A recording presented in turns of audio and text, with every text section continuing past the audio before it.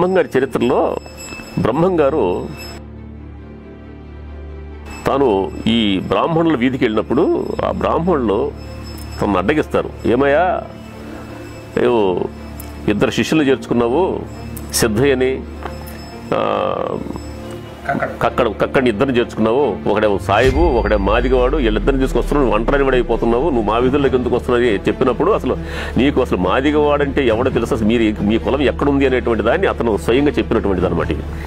మాదిగవాడిని అడిగేవాడు డక్కలవాడు, డక్కలవాడిని అడిగేవాడు మూగలవాడు, మూగలవాడిని అడిగేవాడు చెప్పల మూగలవాడు, చెప్పల మూగలవాడిని అడిగేవాడు కులహీనుడు కులస్థుడు, కులస్థుడిని అడిగేవాడు కులహీనుడు, కులహీనుడిని అడిగేవాడు మైలపు సొక్కన్న, మైలపు సొక్కను అడిగేవాడు సొప్పకంటివాడు, సొప్పకంటివాడిని అడిగేవాడు సింహవిష్ణు, సింహవిష్ణుని అడిగేటువంటి వాడు చపల చోరకుడు, చపల చోరకుని చెల్లెలు ఊర్వశి, ఊర్వశిని పొందినవాడు బ్రహ్మ, బ్రహ్మకు పుట్టినవాడు వశిష్ఠుడు.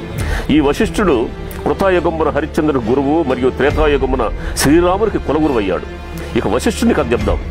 వశిష్ఠుని భార్య చండాలి, చండాలి కుమారుడు శక్తి, శక్తి భార్య చపలాత్మ, చపలాత్మ కుమారుడు పరాశరుడు, పరాశరుని భార్య కైవర్తి, కైవర్తి కుమారుడు వ్యాసుడు, వ్యాసుని కుమారుడు ధృతరాష్ట్ర పాండవులు.